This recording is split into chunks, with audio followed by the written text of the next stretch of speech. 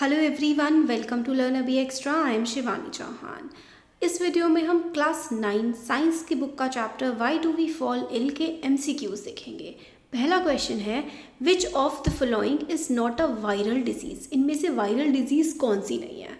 तो देखिए, टाइफॉइड एक वायरल डिजीज नहीं है, बाकी सारे जो हैं ये एड्स, इन्फ्लुएंजा, ये वायरल डिजीज हैं।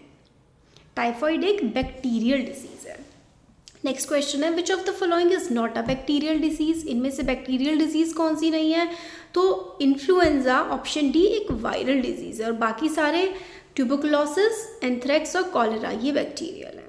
क्वेश्चन नंबर 3 है, which of the following disease is not transmitted by mosquito. इनमें से कौन सी जो बीमारी है वो मच्छर नहीं फैलाते हैं। तो आंसर है देखिए टाइफॉइड। टाइफॉइड मच्छर नहीं फैलाते हैं। मलेरिया, ब्रेन फीवर, डेंगू, ये सारी की सारी बीमारियां मच्छर फैलाते हैं। तो typhoid does not need any vector. Vector मतलब मच्छर ट्रांसमिशन के लिए नहीं चाहिए होता है टाइफॉइड के। It is transmitted through contaminated food and water. तो टाइफॉइड कैसे होता है, सड़े हुए खाने या फिर खराब पानी से। क्वेश्चन 4 है, which of the following disease is not caused by bacteria. तो मलेरिया बैक्टीरिया से नहीं होता है, मलेरिया प्रोटोजोआ से होता है। क्वेश्चन 5 है, which of the following disease is caused bye protozoa. तो भाई मलेरिया प्रोटोजोआ से होता है, बाकी वायरस वाले हैं। विच of the following has a long term effect on the health of individual. तो कॉमन कोल्ड ठीक हो जाता है, चिकन पॉक्स ठीक हो जाते हैं, स्ट्रेस थोड़े समय में ठीक हो जाता है, बट चूइंग टोबैको, वैसे तो स्ट्रेस का भी काफ़ी ज़्यादा ख़राब इफेक्ट होता है, बट तंबाकू खाने से ना बहुत ज़्यादा बुरा जो है इफेक्ट पड़ता है लॉन्ग टर्म के लिए, कैंसर कॉजिंग ये होता है। क्वेश्चन 7 है, which of the following can make you ill if you come in contact with an infected person. तो छींक से, वायरल डिजीज से, आप किसी को वायरल डिजीज़ है ना, किसी पर्सन को आप उसके कॉन्टैक्ट में आएंगे तो आपको भी हो सकती है।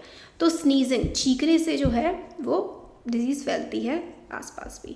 Diseases in other options are non infectious. देखिए, high blood pressure, genetic abnormalities और ब्लड कैंसर ये ट्रांसफरेबल नहीं है थ्रू कम्युनिकेशन, ये नॉन कम्युनिकेबल या फिर नॉन इन्फेक्शियस डिजीजेज हैं।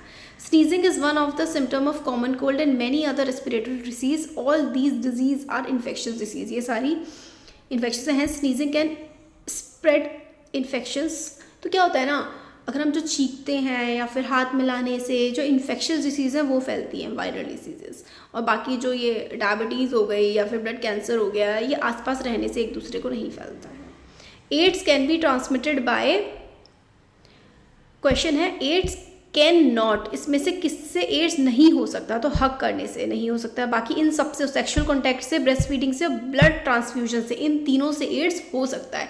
Exchange of body fluids is necessary for transmission of AIDS. Exchange of body fluids is not possible through hugs, hence AIDS can not be transmitted by hugging. तो गले लगने से ads नहीं फैलता है। Sexual contact, breast feeding या फिर blood के एक पर्सन के दूसरे बॉडी में जाने से हो सकता है एड्स। क्वेश्चन 9 है, making antiviral drugs is more difficult than making antibacterial medicine because viruses have very few biochemical mechanism of their own. Virus जो है ना, उसका खुद का कोई मैकेनिज्म नहीं होता, इसलिए एंटीवायरल ड्रग्स, एंटीवायरल दवाइयाँ बनाना बहुत मुश्किल है।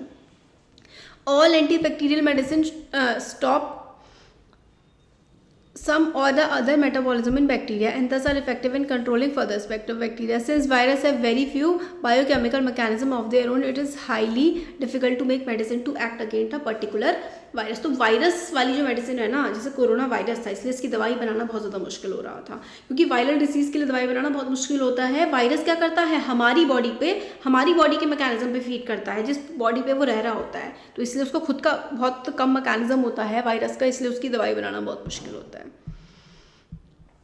Which of the following causes काला अजहर। काला अजहर लिशमेनिया से होता है। लिशमेनिया एक प्रोटोजोआ होता है जो कि काला अजहर की बीमारी फैलाता है।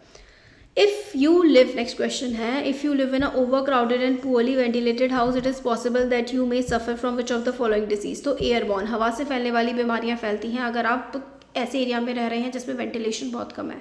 तो living in enclosed spaces increases the risk of airborne disease, जैसे कि जो है स्नीजिंग, कफिंग, अगर एक को हो रही है तो आसपास के लोगों को भी हो सकती है, अगर वो बहुत ज़्यादा क्लोज प्रॉक्सिमिटी में रह रहे हैं, बहुत ज़्यादा आसपास रह रहे हैं।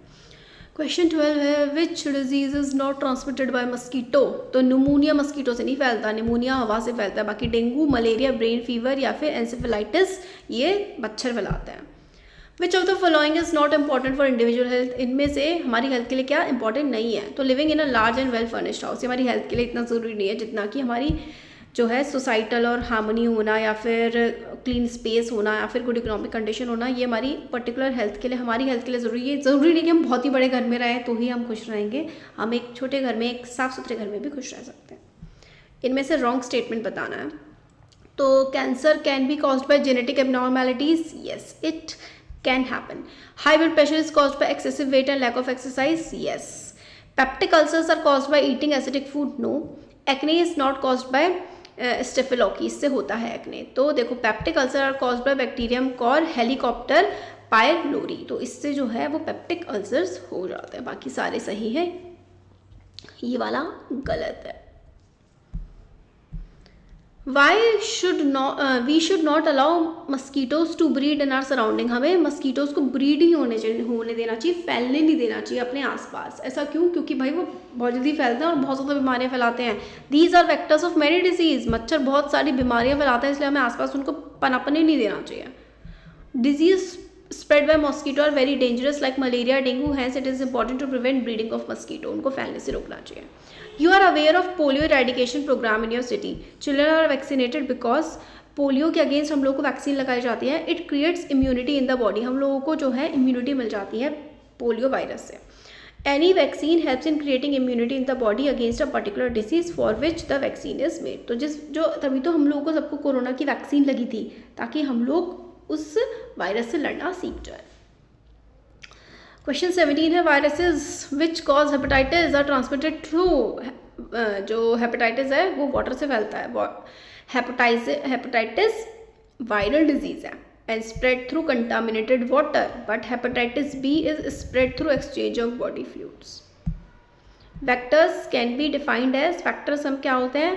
तो animal carry the infecting agents from sick person to another healthy person. In fact vectors are live carriers of germs and disease. तो वैक्टर्स, मच्छर एक हेल्दी, किसी को बीमारी है उस पर बैठेंगे या फिर गंदी जगह पर बैठेंगे, फिर किसी पर्सन को जो है डस लेंगे, जाके काट लेंगे, तो फिर उस इंसान में भी वो बीमारी फैल जाती है। तो वैक्टर्स जो होते हैं ये कैरियर ऑफ डिजीज होते हैं, बीमारियाँ फैलाते हैं। ये कुछ MCQs थे।